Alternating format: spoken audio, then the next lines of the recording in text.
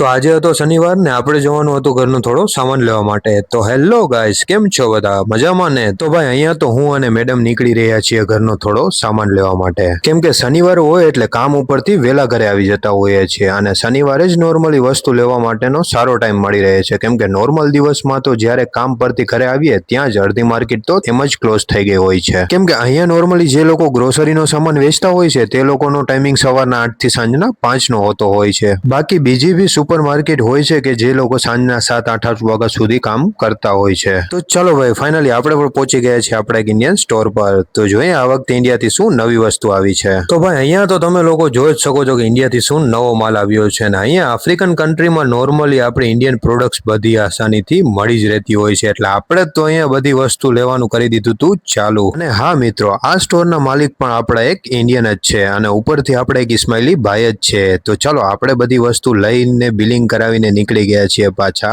ઘર તરફ જવા માટે. અને હા મિત્રો, તમને લોકોને એના વ્લોગ યુટ્યુબમાં ફૂલ વ્લોગમાં જોવા છે કે નહીં તે કોમેન્ટ કરીને જરૂર જણાવજો. અને યા તો તમે અમને પર્સનલી ડીએમ પણ કરી શકો છો. તો આ હતો આજનો અમારો મિની વ્લોગ. મળશું નવા વ્લોગમાં, ત્યાં સુધી બાય બાય.